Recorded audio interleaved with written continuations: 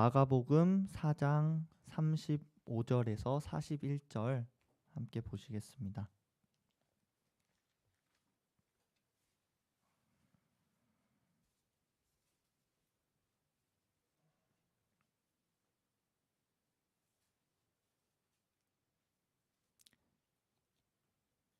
네, 다 함께 35절부터 읽도록 하겠습니다. 그날 저물 때에 제자들에게 이르시되 우리가 저편으로 건너가자 하시니 그들이 무리를 떠나 예수를 배에 계신 그대로 모시고 가매 다른 배들도 함께 하더니 큰 광풍이 일어나며 물결이 배에 부딪혀 들어와 배에 가득하게 되었더라. 예수께서는 고물에서 베개를 베고 주무시더니 제자들이 깨우며 이르되 선생님이여 우리가 죽게 된 것을 돌보지 아니하시나이까 하니 예수께서 깨어 바람을 꾸짖으시며 바다더러 이르시되 잠잠하라 고요하라 하시니 바람이 그치고 아주 잔잔하여지더라. 이에 제자들에게 이르시되 어찌하여 이렇게 무서워하느냐 너희가 어찌 믿음이 없느냐 하시니 그들이 심히 두려워하여 서로 말하되 그가 누구이기에 바람과 바다도 순종하는가 하였더라. 아멘.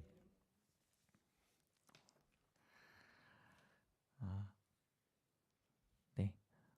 오늘 말씀은 풍랑이 주는 두려움 속에서라는 주제로 한번 준비해봤습니다. 네, 성도님들 한 분 한 분 사랑합니다.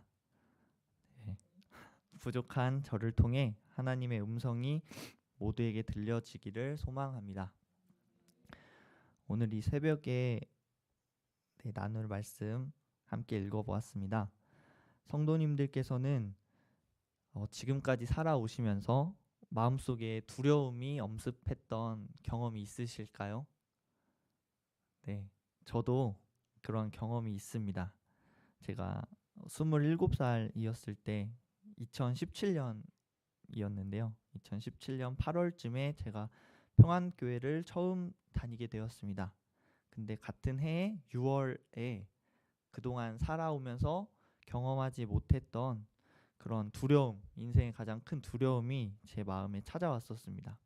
그리고 그때 느꼈던 하나님의 음성이 생각나서 오늘 말씀을 준비해 보게 되었습니다. 말씀 나눠보겠습니다. 거센 파도를 잠잠하게 하신 예수님의 이야기는 마태복음 8장, 마가복음 4장, 누가복음 8장에 기록되어 있습니다. 같은 사건이지만 마태복음 8장 23절에는 배에 오르심에 제자들이 따랐더니 라며 이 사건을 기록하고 있고 누가복음 8장 22절에서는 하루는 제자들과 함께 배에 오르사 라고 기록하고 있습니다. 그러나 오늘 읽은 마가복음 4장에서는 그날 저물 때에 라면서 그날 저녁이라며 시간을 언급해주고 있습니다. 그럼 이 저녁 이전에 예수님께서 무엇을 하셨는지 저희가 알 수 있습니다. 그 같은 마가복음 4장 쭉 올라가서 1절을 보게 되면 예수께서 다시 바닷가에서 가르치시니 큰 무리가 모여들거늘 예수께서 바다에 떠있는 배에 올라 앉으시고 온 무리는 바닷가 육지에 있더라. 2절 이에 예수께서 여러 가지 비유로 가르치시니 라는 구절을 통해 알 수 있듯이 예수님께서는 갈릴리 호숫가에서 배에 올라타신 채로 많은 사람들에게 비유로 가르치셨습니다. 근데 여기서 이제 바닷가라고 해서 제가 찾아보니까 갈릴리 호수를 말하더라고요. 근데 갈릴리 바다라고 해서 왜 바다일까 하고 보니까 이스라엘 북쪽에 헬몬산이 있고 그 헬몬산으로 흘러 들어온 민물로 그 형성된 그 호수가 갈릴리 호수라고 합니다. 그런데 이 호수는 일반적인 호수가 아니고 그 가로로 21km고 세로로 21km, 가로로 12km라고 해서 엄청 거대한 호수라고 합니다. 그래서 네이버로 제가 지도로 한번 확인을 해보니까 그 저기 비흥도 군산 맨 끝자락부터 쭉 직선거리로 해서 그 사정동에 있는 그 월명체육관 옆에 금호 아파트 있는데 거기까지가 21km고, 그다음에 12km는 그 서천 넘어가는 동백대교부터 그 군산 CC 골프장까지가 12km더라고요. 그래서 그 둘레가 그 갈릴리 호수 둘레가 53km라고 하는데 거의 군산 한 3분의 2 둘레만큼의 면적이 갈릴리 호수다. 그래서 그 히브리 사람들은 많은 물이 모인 곳을 호수 또는 바다라고 불렀기 때문에 오늘 말씀에서 이렇게 바다라고 기록하고 있다고 합니다. 그래서 갈릴리 바다 주변은 대부분 급경사의 산이나 절벽으로 이루어져 있고, 그 호수 주변에 게네사렛 그리고 벳세다 남쪽 평원만이 이제 평지이고 나머지는 다 절벽이나 산으로 되어 있다고 합니다. 이 갈릴리 바다가 바로 예수님께서 제자들을 만나시고 오병이어 사건과 많은 기적을 행하신 장소입니다. 이 갈릴리 바다에서 저녁이 될 때까지 많은 말씀을 선포하신 예수님께서는 굉장히 피곤하셨을 것 같습니다. 그렇기에 예수님께서는 제자들에게 먼저 말씀하셨습니다. 우리가 저편으로 건너가자. 예수님의 말씀을 들은 제자들은 그때 무태 있던 사람들을 그대로 남겨두고 예수님께서 배에 타시고 계셨는데 그 상태 그대로 노를 저어서 건너편으로 향했습니다. 주위에 있던 다른 배들도 그 예수님이 타고 계셨던 배를 따라갔다라고 성경에서 기록하고 있습니다. 예수님께서 타고 계신 그 배는 그 고요한 저녁에 잔잔한 갈릴리 바다를 평안하게 순항하고 있었습니다. 그런데 그때 갑자기 매우 강한 바람이 불어와 파도가 배 안으로 덮쳐 들어왔고 물이 배 안에 차게 되었다고 말합니다. 아무래도 예수님과 제자들이 탔던 배뿐만 아니라 예수님을 따라갔던 그 배들도 같은 풍랑에 휩싸이게 되었을 것입니다. 제자들 중에 베드로, 안드레, 그리고 야고보와 요한은 어부로서 바다에서 둘째가라면 서러울 정도로 베테랑이었습니다. 그러나 그때 그들이 만난 그 풍랑은 그들이 살면서 한 번도 경험해 보지 못했던, 그들이 통제할 수 없는 수준의 거센 바람과 파도였습니다. 제자들은 아마 그들이 가진 모든 경험과 노하우를 총동원해서 할 수만 있다면 그들 스스로 그 풍랑에서 벗어나고 싶었을 것입니다. 그럼에도 그들이 노력하면 할수록 배는 큰 풍랑의 휘청였고 배에 물은 더 들어왔으며 온 몸은 물에 젖었고 노를 젓거나 밧줄을 붙잡고 있던 그들의 손은 망가졌고 제자들은 죽음의 공포에 휩싸이게 되었습니다. 아마 예수님을 따라 함께 갔던 몇몇의 배들은 이미 거센 파도에 난파되었을지도 모릅니다. 아, 정말 죽었구나 싶었을 그때 제자들은 다급하게 배 뒤편으로 향했습니다. 너무 피곤하셔서 깊게 주무시고 계신 예수님을 다급하게 깨웠습니다. 선생님, 우리가 죽게 되었는데 돌아보지 아니하십니까? 선생님은 저희가 죽어도 아무런 상관이 없습니까? 라는 이제 약간 그 불평이 섞인 어조로 예수님을 깨운 거죠. 예수님께서는 일어나시더니 바람을 꾸짖으시고 호수에게 명령하셨습니다. 조용하여라, 잠잠하여라. 근데 아마 굉장히 그 화내시면서 아마 말씀하셨을 겁니다. 그러자 거센 바람이 멈추었고 호수가 잔잔해졌습니다. 예수님께서는 마치 생명체를 다루듯이 명령하셨고 복종시키셨습니다. 그리고 예수님께서 제자들에게 말씀하십니다. 어찌하여 이렇게 무서워하느냐? 너희가 어찌 믿음이 없느냐? 이 사건을 보고 제자들은 서로 매우 두려워하며 물었습니다. 우리가 정말 예수님이 어떠한 분이신지를 모르고 있었구나. 이분이 도대체 어떤 분이시길래 바람과 파도가 이분의 말씀에 순종하는 것인가? 예수님의 말씀에 한번 집중해 보려고 합니다. 예수님의 말씀은 어찌하여 이렇게 무서워하느냐? 너희가 어찌 믿음이 없느냐? 라는 말씀이었습니다. 예수님의 물음에 두 가지로 되어 있는데 첫째가 왜 두려워하느냐입니다. 제자들은 왜 두려워했습니까? 오늘 말씀에서는 이 두려움은 갑자기 불어닥친 강한 바람과 파도 때문이었습니다. 그리고 이것은 제자들에게 지금 당장 죽을 수도 있겠다는 죽음의 공포를 가져왔습니다. 우리의 육체는 오감을 통해 보고 듣고 느낄 수 있습니다. 그리고 이러한 우리의 감각으로 위험을 감지하거나 대비하고 생각하며 인생의 다양한 상황들을 경험합니다. 그러나 이전에 우리가 경험한 적이 없고 예측할 수 없는 상황이 닥치면 사탄은 보이지 않는 두려움이란 감정을 이용해 우리를 꽁꽁 올가매고 떨게 만들고 공황을 줍니다. 우리가 우리의 힘과 능력으로 통제할 수 없는 무언가를 경험하게 될 때 또는 불확실한 미래에 대한 근심, 금전적인 문제, 건강상의 문제 등 다양한 요소를 이용해 사탄은 우리에게 극심한 두려움에 빠지게 만듭니다. 영적으로 이 두려움이 우리의 마음을 휘젓고 있을 때 우리는 평안히 잠에 들 수도 없고 맛있는 음식을 맛있게 먹을 수도 없고 참 기쁨으로 인생을 살아갈 수도 없습니다.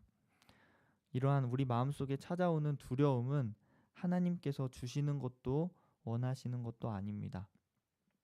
오늘 말씀에는 예수님께서 타고 계신 배에도 거센 풍랑이 불어왔지만 제자들은 극심한 공포에 두려워 떨었고 예수님은 평안하셨습니다.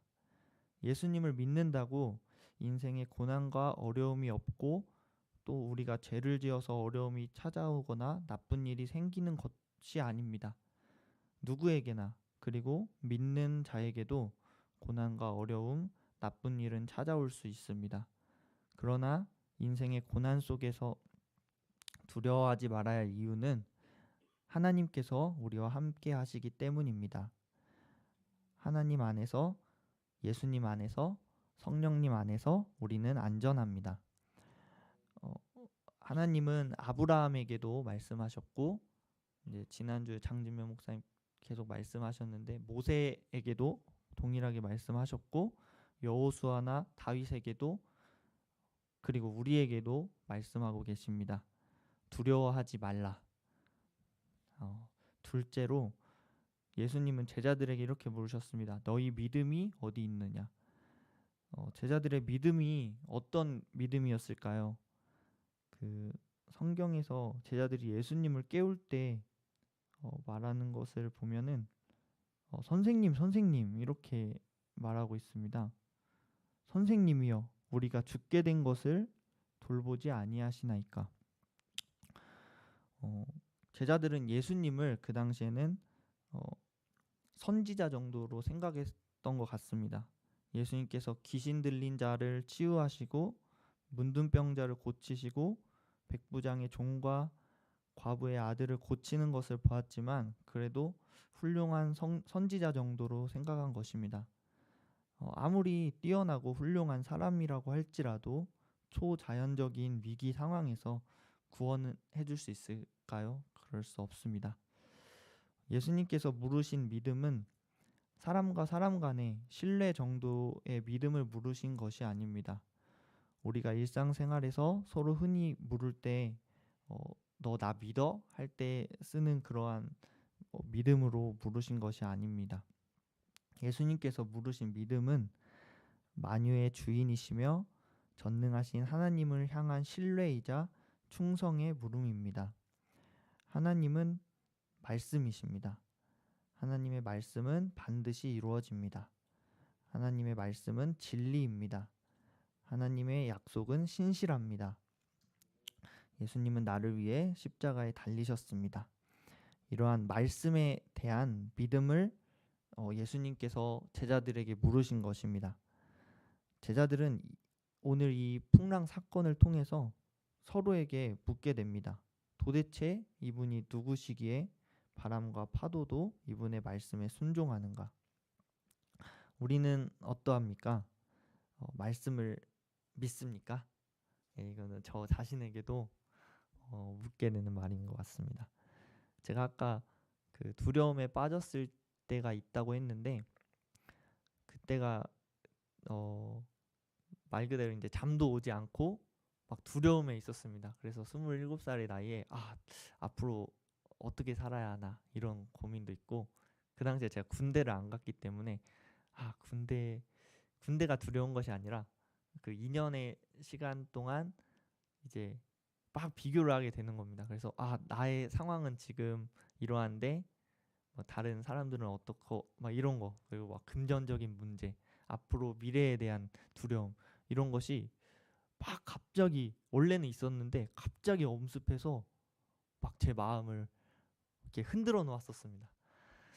그때 이제 평안교회에 이제 나오게 되었고, 말씀으로 18년 새해 저희가 말씀을 뽑는데 그때 그 예레미야 29장 11절 말씀을 딱 뽑게 되었습니다. 이것은 여호와의 말씀이니라. 너희를 향한 나의 생각을 내가 아나니 재앙이 아니요 평안이라. 너희에게 미래와 희망을 주는 것이니라 말씀이었는데, 이 말씀을 뽑고 이제 군대에 입대를 했습니다. 그래서 말씀을 까먹을까봐 바로 종이에 적고 그 말씀을 종이에 넣어서 막 불침번을 서거나 뭐 시간이 남을 때 계속 그냥 그 말씀을 기억을 했습니다. 이 상황이 재앙이 아니지, 분명히 하나님께서는 미래와 희망을 주는 것이지. 그때는 그 말씀밖에 의지할 수가 없었습니다. 그래서 그 말씀을 의지하고 계속 살았고 2년이 지났습니다. 근데 이제 전역을 하고 그 말씀대로 계속 이제 군대에서도 예배 다니고 말씀대로 말씀 읽고 하니까 그런 두려움은 사라졌습니다. 그리고 지금 와서 보면 그때 이제 너무 두려움에 떨 필요가 없었는데 너무 떨었구나. 그리고 이제 제가 한 아이의 아빠가 되었는데 그 아이를 가르칠 때에도 말씀으로 굳게 서면 그런 두려움이 있다고 해도 이겨낼 수 있다라는 그런 마음으로 제가 가르치려고 합니다. 신앙으로. 그래서 정말 연약했던 전데 믿음으로 이렇게 굳건하게 세워주시는 걸 보면은 너무 감사한 것 같습니다. 아멘. 하나님께서는 말씀으로 이 땅을 창조하셨고, 우리는 하나님께서 말씀으로 창조하신 것을 눈으로 보고 있습니다. 단순히 하나님은 살아계신다라는 존재에 대한 인정을 넘어서 하나님은 나의 아버지 되시며 나를 인격적으로 사랑하시며 언제나 나와 함께 하시며 내가 사망의 음침한 골짜기를 다닐지라도 나를 선한 길, 생명의 길로 인도하시는 변함없으신 분이심을 믿어야 합니다. 사탄은 늘 우리에게 빈틈이 보이면 그 가장 약한 곳을 파고들어서 공격하고 무너뜨리고 죽이려고 합니다. 사탄의 공격을 말씀을 의지하여 이겨내어야 합니다. 사탄이 우리의 마음의 빈틈을 공격할 때 우리는 말씀으로 이겨낼 수 있습니다. 제가 한번 예시를 가져와 봤습니다. 우리 마음속에 나는 가치가 없어, 아무도 나를 원하지 않아 라는 생각이 들 때 아까 말씀드린 예레미야 29장 11절 말씀, 여호와의 말씀이니라. 너희를 향한 나의 생각을 내가 아나니 평안이요 재앙이 아니니라. 너희에게 미래와 희망을 주는 것이니라. 혼란스러워, 어떻게 하면 좋지? 정말 모르겠어, 이런 생각이 들 때 잠언 3장 5절 6절 말씀. 너는 마음을 다하여 여호와를 신뢰하고 내 명철을 의지하지 말라. 너는 범사의 그를 인정하라. 그리하면 내 길을 지도하시리라. 아멘. 나는 이겨내지 못해. 애써봤자 소용없어. 라는 생각이 들 때 빌립보서 4장 13절. 내게 능력 주시는 자 안에서 내가 모든 것을 할 수 있느니라. 아멘. 돈이 다 떨어지면 아무도 나에게 신경을 쓰지 않을 거야.